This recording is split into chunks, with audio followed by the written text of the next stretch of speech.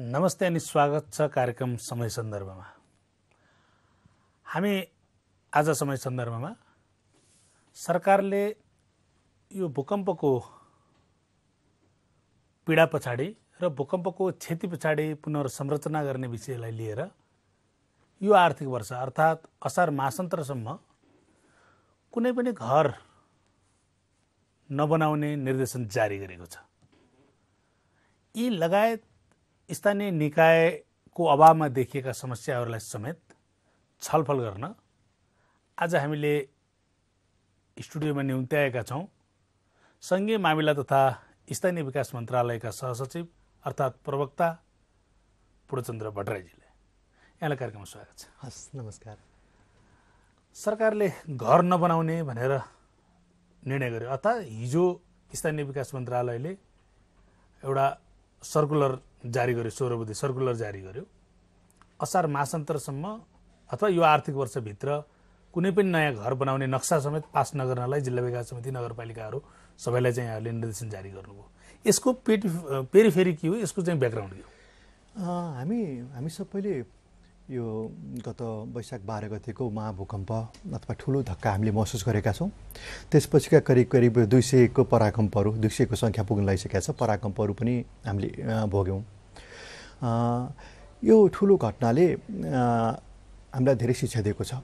धेरै ठुलो धनजनको नोक्सानी भयो। अब संयोगवश त्यो दिन बिदाको दिन थियो, विद्यालयहरू खुला थिएनन्। हामी अझ ठुलो दुर्घटनाबाट बच्यौँ भन्ने पनि हामीले बुझेका छौँ। दिउँसोको समय थियो। यस्ता ठुला घटनाहरूपछि, खास गरेर भूकम्पकीय घटनाहरूपछि संसारभरि भइरहेका नीतिहरूलाई पुनरावलोकन गरिन्छ। कहाँ कस्तो किसिमको कमी कमजोरी रह्यो, केले गर्दाखेरि हामीले धेरै नोक्सानीको बेहोर्नु पर्यो र भविष्यमा त्यसलाई पुनः आउन नदिनको लागि, त्यसलाई त्यस्तो समस्याहरूलाई निराकरण गर्नलाई के गर्नुपर्छ भन्ने बारेमा संसारभरि नै यसरी अध्ययन गर्ने गरिन्छ। हामीले पनि के देख्यौँ भने यो भूकम्पको जुन भूकम्प र त्यसपछिका पराकम्पहरूले ठुलो नोक्सानी गरेको छ। हामीले तत्काल बनाएका नीतिहरूमा केही कमी कमजोरीहरू छन्, केही लापरवाहीहरू छन्, केही हामीले कुराहरू बुझ्न सकेनौँ, केही बुझाउन पनि सकेनौँ आम नागरिकहरूलाई। र आम नागरिकले पनि एकले अर्कालाई वैयक्तिक रूपमा बुझ्नुभयो, सामूहिक रूपमा बुझ्नु भएन। छिमेकीको घर ठुलो हुँदाखेरि मलाई पर्ने असर के हो, सँगैकोले अर्कोले अनियमित घर बनाउँदाखेरि भोलि मलाई के जोखिम पर्छ भन्ने बारेमा उहाँलाई पनि जानकारी भएन। यी सबै परिप्रेष्ठमा अब एकचोटि यो नीतिलाई पुनरावलोकन गर्न आवश्यक छ भन्ने हिसाबले अहिले नीति पुनरावलोकनको लागि हामीले आषाढ मसान्तसम्मको लागि अहिले भवन निर्माणको लागि नक्सा पास रोका गरेका छौँ। भनेपछि भवन संहिता बनाउनका निम्ति ऐन संशोधन मात्रैका निम्ति चाहिँ यो थाती राखियो यो आर्थिक वर्षलाई। 3टा महत्त्वपूर्ण कुराहरू छन् यसमा। एउटा चाहिँ भवनको मापदण्डै पुनरावलोकन गर्न आवश्यक भयो। हाम्रा केही यस्ता मापदण्डहरू छन् जसलाई चाहिँ अब भूकम्पीय प्रतिरोध गर्ने किसिमले हामीले अब रिभाइज गर्नुपर्ने आवश्यकता भयो। यो बिचमा हाम्रो प्रविधिहरू पनि परिवर्तन भइसकेका छ संसारभरि। त्यो नयाँ प्रविधिहरूलाई पनि हामीले आफूले समाहित गर्न सक्नु पर्यो, त्यसमा समावेश गर्नु पर्यो। एउटा पाटो हो। दोस्रो कुरो चाहिँ यो खास गरेर भवन निर्माण सम्बन्धी बाइलज अथवा हामी विनियमावली भन्छौँ, नगरपालिकाहरूले बनाएका छन्। त्यो पनि तत्कालीन यिनै ऐन कानुन, यिनै मापदण्डलाई आधार बनाएर गरिएका थिए। अब त्यसमा पनि परिवर्तन गर्न आवश्यक भयो, किनभने सानो जग्गामा धेरै तलाको घर अत्यन्त जोखिमयुक्त देखियो। यो चाहिँ कहीँ न कहीँ रूपमा हाम्रो भवन संहितामा सुधार गर्नुपर्ने पक्ष भयो। तेस्रो पक्ष चाहिँ अझ महत्त्वपूर्ण पक्ष के आयो भने घरको अहिलेसम्म हामी माटो परीक्षण चाहिँ हामीले प्राय गर्दैनथ्यौँ। ठुल्ठुला भवनहरू 10,000 स्क्वायर फिटभन्दा माथिका भवनहरू अनिवार्य गरिएको थियो। त्योभन्दा तलतिरको घरहरू पनि अनिवार्य गरिएको थिएन। यो पछिल्लो घटनाले खास ठाउँका घरहरू बढ्दा ढले। किन ढले भनेर भन्दाखेरि सार्वजनिक रूपमै थाहा पाइएको छ कि त्यसमा माटोको गुणस्तरमा अलिकति तलमाथि छ। यो 3टा कुरा एउटा महत्त्वपूर्ण कारण हो जसले गर्दा हामीले रिभ्यू गर्नुपर्ने आवश्यकता भयो र खास गरेर सबै नागरिकले आफ्नो घरमा सुरक्षित छु भन्ने बनाउनको निमित्त यो रिभ्यू गरेर राज्यको तर्फबाट एउटा मापदण्ड, मार्गदर्शन र नियमन 3टै गर्नुपर्ने आवश्यकता देखिएको छ। भनेपछि यी सबै कुरा गर्नका निम्ति त तपाईँको आफ्नो मन्त्रालयले मात्रै गर्न सक्दैन नि? बेसिकली यो भवन संहिताको पाटो चाहिँ शहरी विकास मन्त्रालयले गर्छ। हामी उहाँहरूसँग बसेर छलफल गरेपछि उहाँहरूले एउटा टेक्निकल टिम बनाएर यसको काम थालिसक्नु भएको छ र त्यो टेक्निकल टिमको रिपोर्ट आएर त्यसलाई समाहित गर्नको लागि हामीले यो अन्तरिम समय प्राप्त गर्न खोजेका हौँ। जग्गा नक्सा बनाउने र तयार गर्ने र त्यसको चाहिँ त्यो नक्सालाई चाहिँ पास गर्ने नगरपालिका र त्यसको इम्प्लिमेन्टेसन गर्ने शहरी विकास मन्त्रालय, यो झन्झटिलो प्रक्रिया हो कि होइन? हामी कहाँ यो सधैँ आइपर्ने कुरा हो डुप्लिकेसनको कुरा। एउटै काम हामी एकभन्दा बढ्ता निकाले गरेपछि कहिलेकाहीँ कसको के जिम्मेवारी भन्ने कुराको पहिचान गर्न बडा गाह्रो हुन्छ। हामीहरूकोमा यो औषध रोग पनि हो, औषध समस्या पनि हो। तर मलाई के स्पष्ट गर्न चाहन्छु भने हाम्रो 3टा महत्त्वपूर्ण सम्बन्ध छ शहरी विकास मन्त्रालयसँग। भवन संहिता बनाउने काम चाहिँ प्राविधिक हिसाबले शहरी विकास मन्त्रालयको। उहाँले नेपालको कुन भागमा कस्ता किसिमको भवन सुरक्षित हुनसक्छ भन्ने कुराको मापदण्ड बनाइदिनुहुन्छ। त्यो बनाइदिएको मापदण्डको कारण गर्ने काम चाहिँ नगरपालिका, उपमहानगरपालिका र महानगरपालिकाको हो र त्यसको अनुगमन गर्ने पहिलो जिम्मेवारी सम्बन्धित स्थानीय निकायकै हो, नगरपालिकाकै हो र आफ्नो मापदण्ड बमोजिमको कामहरू भएको छ या छैन भन्ने कुराको अनुगमन चाहिँ शहरी विकास मन्त्रालयले पनि गर्छ। कहिलेकाहीँ दोहोरो अनुगमनले गर्दाखेरि उसले उतातिर हेरेको होला भन्ने, यसले यतातिर हेरेको होला भनेर भन्दै कहीँ नहेरिएको अवस्था अथवा दोष पन्छाउने बाटो पनि हामीले पाएका छौँ। अबका दिनमा हामी खास गरेर यो रोलको दोहोरोपनालाई हटाएर खास निकाय खास काममा कसरी जिम्मेवार गराउन सकिन्छ भन्ने अहिले संशोधन गर्ने बेलामा अथवा अहिले तपाईँहरू संहिता बनाउने बेलामा चाहिँ यो झन्झटिलो प्रक्रियाको अन्त्य गर्नुहुन्छ? हामी त्यसलाई प्रयास गर्छौँ कि दोहोरोपना चाहिँ हटाउन आवश्यक छ। आम नागरिकलाई पनि धेरै द्वारमा गएर सर्भिस लिन गाह्रो छ। त्यसकारण एकीकृत सर्भिस कसरी दिन सकिन्छ भन्ने कुराको बारेमा हेर्छौँ। तर एउटा यति हेर्दै पनि मापदण्डको अन्तिम निर्णय गर्ने अधिकार चाहिँ शहरी विकासको हो र शहरी विकासले त्यो मापदण्ड बनाएको कुराको कारण गर्ने र कारण गर्दा कहीँ त्रुटि छ भने त्यसले महानगर अथवा नगरपालिकालाई निर्देशित गर्ने व्यवस्था गर्न पायो भने यो अझ सजिलो हुन्छ। अहिले जति घर भत्किए काठमाडौँ बाहिरका सहरहरूमा जति घरहरू भत्किएका छन् ती नगरपालिका र बाट पास गरेका नक्साहरूका घरहरू भत्किएका छन्। सबै होइन, जस्तो पुरानो काँचोको इँटाको घरको कुरा गर्दा नपर्ला, तर जुन आरसिसी गरेर बनाइएका घरहरू चाहिँ ती नक्सा पास गरेर बनाइएका छन्। तर ती नक्सा पास गर्ने काम नगरपालिकाहरूले गरेका छन्। तर यहाँ के भन्न थाल्यो भने नगरपालिकाले हचुवाको भरमा ल्याएको ड्रइङमा चाहिँ साइन गरिदियो, त्यसै कारणले चाहिँ यो स्थिति सिर्जना भयो, घर धेरै भत्के। यो आम रूपमा आएको कुरा हो। यसका दुईटा पक्ष हामीले हेर्नुपर्छ। सबै नराम्रा पक्ष मात्रै छन्। अहिले काठमाडौँमा यति ठुलो भूकम्पको धक्काको बिचमा मान्छेले अपेक्षा गरे अनुसारको भौतिक संरचना नष्ट नभएको पनि छ। त्यसमा एउटा कारण चाहिँ भवन निर्माणको एउटा मापदण्ड अलिकति पालना गरेको घरहरूमा यो समस्याहरू एकदमै कम देखिएको छ। मापदण्ड आफैमा एक हदसम्म राम्रो रहेछ भन्ने कुरा यसले देखायो हो। हाम्रो सार्वजनिक जीवनमा नियमनको समस्या छ। मान्छेले कानुनको पालना भन्दा कानुन तोड्दाखेरि आफूलाई गर्व गर्ने किसिमको जुन मानसिकता छ त्यो मानसिकता हटाउन आवश्यक छ।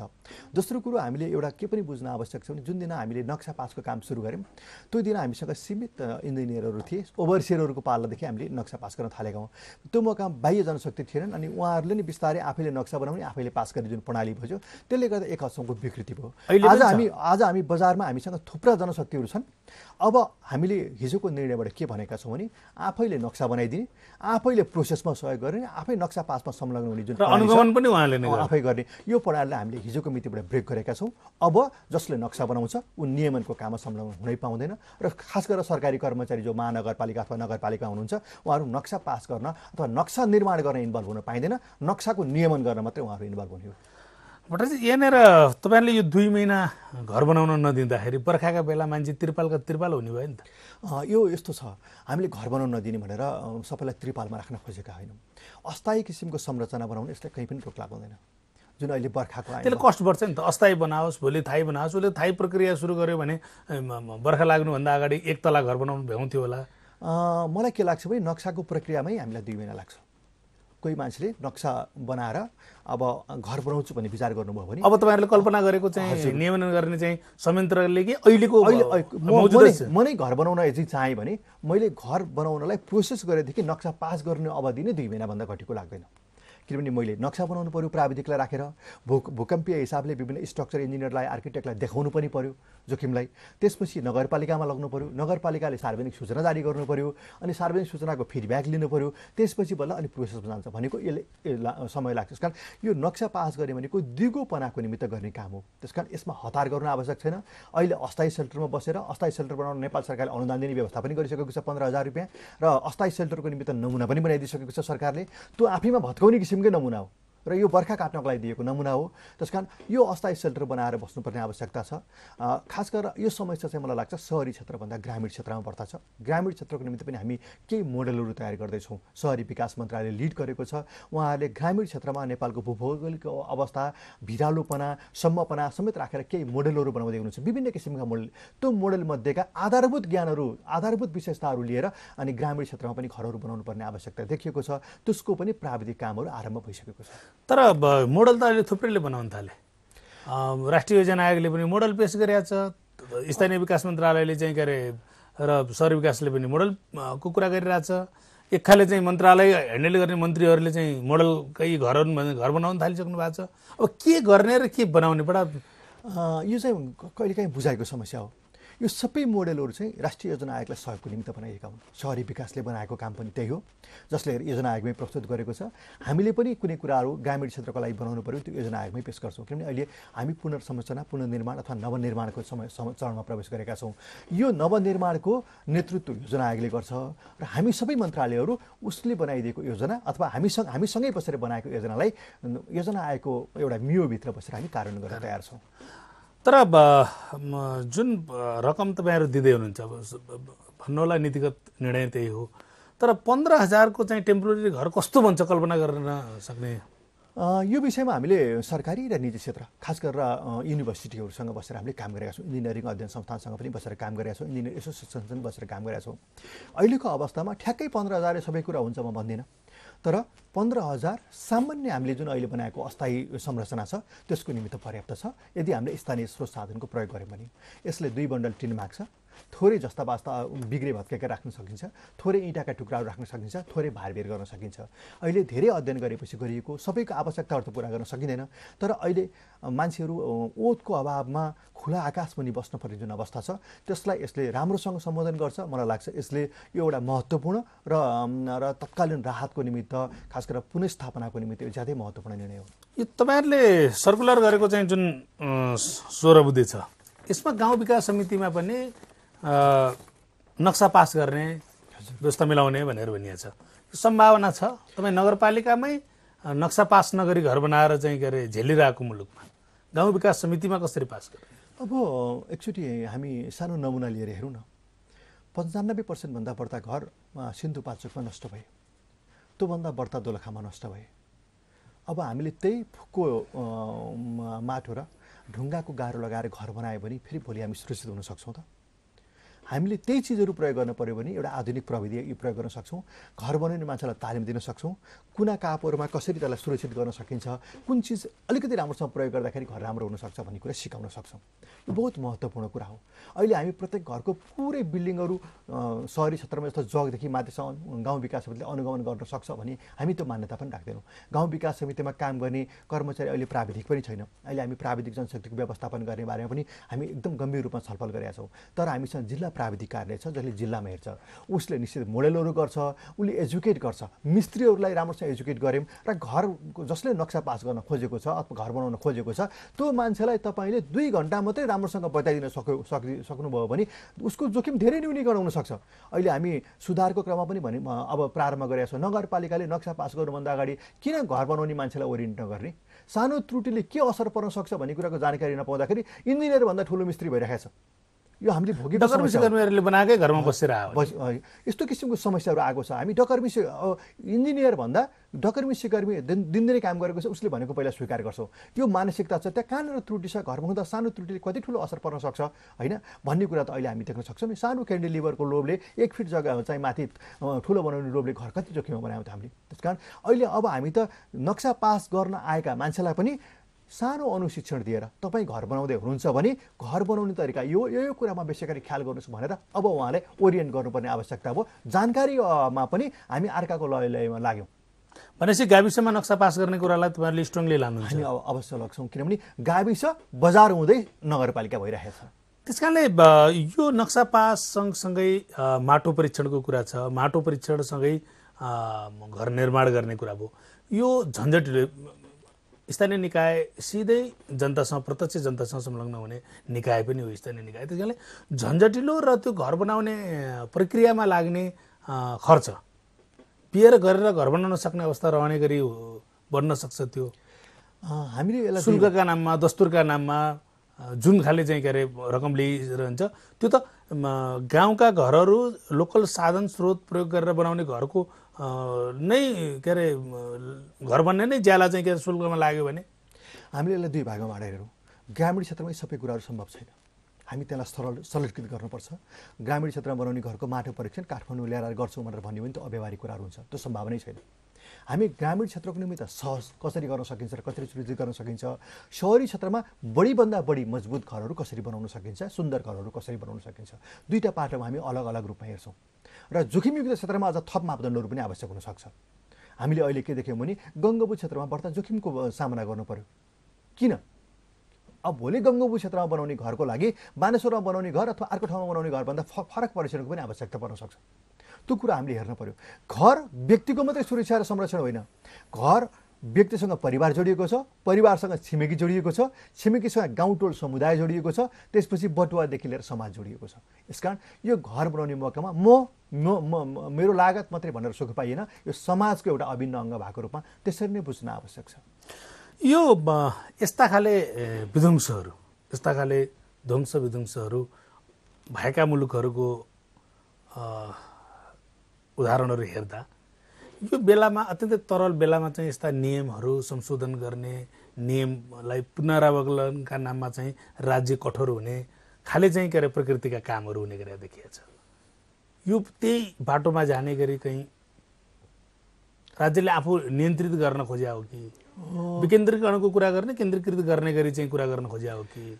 हामी त्यो मान्यता राख्दैनौँ। हाम्रो मन्त्रालय नै सङ्घीय मामला तथा स्थानीय विकास मन्त्रालय, हामी विकेन्द्रीकरणमा विश्वास गर्छौँ। त्यो त सैद्धान्तिक कुरा भयो। विकेन्द्रीकरणको पनि निक्षेपण भन्ने एउटा समुदायले आफ्नो शासन आफै गरून् भन्ने तहमा जाने हाम्रो परिकल्पना छ। अहिले पनि हामीले राज्यको बढ्ता नियन्त्रणको अपेक्षा गरेका छैनौँ। अहिले हामी के भन्दैछौँ भने यसलाई सरलीकृत गर्नुपर्छ। राज्यले मात्रै गर्न सक्दो रहेछ, थर्ड पार्टी चाहिँदो रहेछ। राज्यको आँखा पनि कहिलेकाहीँ कमजोर हुँदो रहेछ। हाम्रो समाज, हामीले जुन किसिमको विकृतिहरूको सामना गरिरहेका छौँ त्यसमा थर्ड पार्टीको पनि आवश्यकता, तेस्रो विज्ञ समूहको पनि आवश्यकता पर्दो रहेछ। अबका दिनमा हामी तेस्रो विज्ञ समूहको पनि संलग्नता उत्तिकै खोज्छौँ, किनभने बजारमा अब विज्ञको पनि अभाव छैन। थुप्रा विज्ञ हुनुहुन्छ, उहाँहरूलाई आफ्नो जिम्मेवारीप्रति बोध गराएर व्यावसायिक बनाउन सक्यौँ भने हामी काम गर्न सक्छौँ। हामी धेरै नियन्त्रणमा होइनौँ। हामी को काम कसले गर्ने, कसरी गर्ने र बाहिरको मान्छेले सरकारलाई के भनिदिनु पर्ने र कहाँनिर सरकारले सहजीकरण त्यसको खोजी गर्छौँ। यो नियन्त्रणात्मक कुरा होइन, तर केही विषयहरूमा नियन्त्रण आवश्यकता पर्दो रहेछ। मैले अघि भने एउटा घर व्यक्तिको मात्रै सरोकारको विषय होइन, यो समाजको पनि उत्तिकै सरोकारको विषय हो। यहाँनिर अहिले घर बनाउँदा दुई तले मात्रै घर बनाउनु दिने भयो सरकारले भन्ने एक खाले हल्ला चलिरहेको छ। त्यो के? अहिले सरकारले गरेको निर्णयको चारवटा पाटो छ। एउटा, नयाँ निवेदन नलिने आषाढ मसान्तसम्म। दोस्रो, यदि कसैले निवेदन दिइसकेको छ भने त्यो प्रक्रिया जहाँ पुगेको छ त्यही स्टप गरेर राख्ने, स्थगन गरेर राख्ने। तेस्रो, जसले स्वीकृति लिइसक्नु भएको छ तर घर बनाउन प्रारम्भ गर्नु भएको छैन उहाँहरूलाई पनि घर बनाउन अहिले अगाडि बढ्न नदिने। तेस्रो। चौथो चाहिँ जसले घर बनाउन प्रारम्भ गरिसक्नु भएको छ, अधुरो अवस्थामा छ भने त्यो घरमा, त्यो अवस्थामा चाहिँ दोस्रो तलासम्म उहाँको काम अगाडि बढाउन दिने। किनभने घरको जुन किसिमको अब हामी मापदण्ड रिभ्यू गर्दैछौँ, त्यो मापदण्ड रिभ्यूमा अहिले बनाएको जग्गाले 2 तलाभन्दा बढ्ता धान्दैन भने हामीले उहाँलाई 2 तलामै रोक्न सक्छौँ। तर यदि त्यो घरको मापदण्डले त्योभन्दा माथि जान सक्छ भने त्यो मौकाको रिभ्यू गरेको मापदण्डले त्यसलाई फेरि तय गर्न सजिलो होस्। हामी घर बनाउन दिएको, प्रारम्भ गरेको नाममा थप जोखिम चाहिँ सामना गर्न चाहँदैनौँ। तर तपाईँसँग यति धेरै मेन पावर छ, स्थानीय विकास मन्त्रालयले अब त्यो चाहिँ म्यानेज गर्न सक्छ कि? तपाईँले अहिले भने जस्तो त अत्यन्तै सूक्ष्म तरिकाले तपाईँहरू चाहिँ के अरे लाग्नुहुन्छ भन्ने देखिन्छ। यो त सैद्धान्तिक कुरा, तर व्यवहारमा तपाईँ यो पुर्याउनलाई नगरपालिका यति धेरै घोषणा गर्नुभएको छ। मैले अघि पनि तपाईँले मलाई भन्नुभयो केन्द्रीकरण त हुँदैन यो भनेर। हामी त्यो मान्यता सँगसँगै राखेका छौँ। अहिले हामीसँग त्यति धेरै प्राविधिक जनशक्ति छ, प्रत्येक दिन प्रत्येक घरमा गएर हेर्न सक्छ भन्ने मान्यता हाम्रो छैन। हाम्रो वडा कार्यालयहरू छन्, वडा कार्यालयहरूमा पनि जनशक्ति हामीले राखेका छौँ। त्योभन्दा महत्त्वपूर्ण कुरा अहिले त हामीले के थाहा पाऊँ भने छिमेकी घर अप्ठ्यारो पर्दाखेरि त आफूलाई पनि त अप्ठ्यारो पर्दो रहेछ नि त। नागरिक समाज पनि त छ नि। नागरिक समाजले पनि त स्थानीय निकायलाई सहयोग गर्नु पर्यो नि। स्थानीय निकाय त कुनै भिन्दै टापुमा बसेको चिज त होइन, उहाँहरूकै प्रतिनिधिमूलक संस्था हो। राज्यको, उहाँहरूको सबैभन्दा नजिकको सरकार त्यही हो भने त्यो सरकारलाई सूचना दिने काम चाहिँ स्थानीय समुदायको पनि हो। त्यसकारण अब हामी यस्तो एउटा ढुङ्गामा छौँ जसमा कुनै एउटा मान्छे उम्कन सक्दैन। एउटा समाज बिग्रिएपछि हामी सबै बिग्रँदो रहेछौँ। एउटा ठाउँको जोखिमले पुरै टोललाई र गाउँलाई असर गर्दो रहेछ। त्यसकारण अब हामी सबै जाग्नुपर्ने आवश्यकता छ र यो काममा स्थानीय निकायलाई सबैले सहयोग गर्नुहुन्छ भन्ने मलाई विश्वास पनि छ। तपाईँले यति धेरै कुरा गर्दाखेरि स्थानीय जनप्रतिनिधिको कल्पना गर्नु भएन नि अहिले हामी स्थानीय निकायको त्यो जनप्रतिनिधिको संरचना बन्ला अथवा त्यो संरचना मार्फत काम गर्छौँ भन्नेतिर कल्पना गर्नु भएन हामीले त कल्पना गरेका छौँ चालु वर्षको बजेट वक्तव्य तपाईँले हेर्नुभयो भने यथाशीघ्र स्थानीय निकायको निर्वाचन गरिनेछ भनेर राज्यले घोषणा गरेको पनि छ अनेकौँ कारणहरूले गर्दाखेरि चुनाव हुन सकिरहेको छैन तपाईँ हाम्रो अगाडि छ हामीले चुनावको निमित्त स्थानीय स्वायत्त शासन ऐनको संशोधनको विधेयक संसदमा पुर्याएका पनि छौँ विचाराधीन अवस्थामा पनि छ यो विषय राजनीतिक कमिटमेन्टको कुरा हो राजनीतिक तहबाट निर्णय हुने कुरा हो अनेकौँ परिवेशले गर्दाखेरि राजनीतिक तहमा त्यसको विश्लेषण भइ पनि राखेको होला त्यसको अभावमा स्थानीय निकाय चल्छ भनेर कल्पना स्थानीय स्वायत्त शासन ऐनले गरेको थिएन स्थानीय स्वायत्त शासन ऐनको प्रत्येक दफामा हेर्नु भने त्यहाँ प्रतिनिधि हुन्छन् नै भन्ने मान्यता राखेर काम गरिरहेको छ उत्तराधिकारीको खोजी गरेको छैन त्यस्तो अवस्थामा सामान्यतया जर्नलिस्ट कर्मचारीहरूले यो चलाइरहेका छन् यसकारण यो पर्फेक्टली चलेको छ भनेर हामीले कहिले दावा पनि गरेका छैनौँ तर हामीले हाम्रो तरिकाले ब्युरोक्रेसीले गर्न सक्ने उत्तम प्रक्रियाहरूको अवलम्बन गर्छौँ मात्रै हामीले भनेका छौँ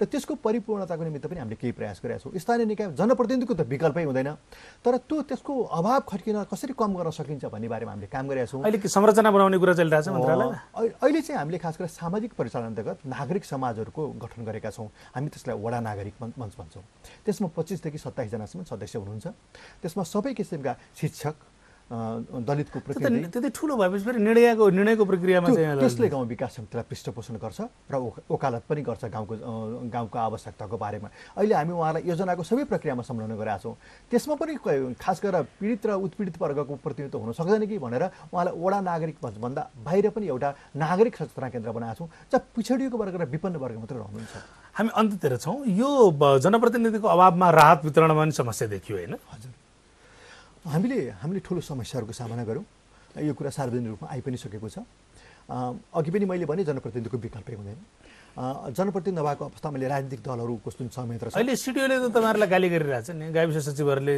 मान्छेको पहिचान गरिदिन सकेनन् पीडित पहिचान गरिदिएनन् हामीले पठाएको राहत चाहिँ सचिवहरूले पुर्याएनन् गाविस सचिवहरूले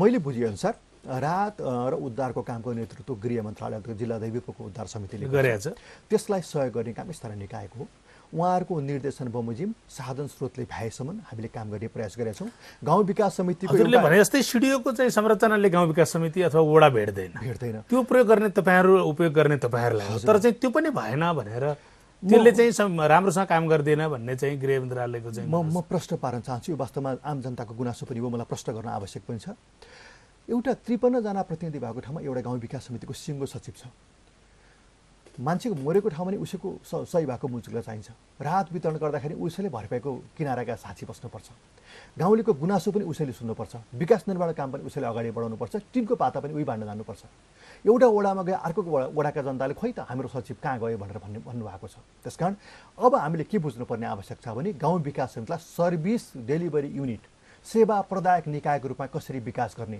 एउटा सचिव होइन अब गाउँ विकास समिति इन्जिनियरको आवश्यकता छ अब एउटा सेट अप ब्युरोक्रेसी चाहिएको छ जसले त्यो आवश्यकता कारण गर्न सकोस् यो समय हो त्यो आवश्यकता पर्यो लोकप्रिय राजनीति नेताको भाषण जस्तो हुँदैन अहिले हामी छलफल गरिरहेका छौँ अहिले हामी थुप्रै गाउँ विकास समितिलाई करिब 500 गाउँ विकास समिति हटाएर नगरपालिका पनि बनायौँ किन बनायो त भन्दा सर्भिस युनिट छ नगरपालिकामा जे भए पनि कार्यकारी अधिकारी छ उसको हेल्पिङ ह्यान्डहरू छ प्राविधिक जनशक्ति छ त्यसकारण अब हामी गफ गर्दा चाहिँ गाउँ विकास समितिको गफ गर्ने भन्ने अनि एसएलसी पास गरेको झोलामा अड्डा बोकेर हिँड्ने गाउँ चाहिँ खर्दाहरूले गाउँ विकास समितिको विकास हाम्रै पश्चिमी मुलुक जस्तो पुर्याइदिन्छ दुईटा कुरा एउटा अहिले तपाईँले भनेको पछिल्लो पटक भनेको इन्जिनियर सहितको अथवा त्यो शाखा अधिकृत लेभलको चाहिँ गाविस सचिव राखेर बनाउने एउटा चाहिँ टन चाहिँ ब्युरोक्रेटहरूको चाहिँ टिम र अर्को जनप्रतिनिधिहरू रह्यो भने गाउँ विकास समितिको विकास गर्न सकिन्छ स्थानीय तहको सरकारको अङ्ग त्यही हो स्थानीय तहमा सरकारले जे दिन्छु भनेको छ त गाउँ विकास समितिले दिने हो त्यो दिन सक्ने बनाउनु पर्यो गाउँ विकास समितिलाई एकजना मान्छे पठाएर म दिन्छु भनेर भन्दाखेरि चाहिँ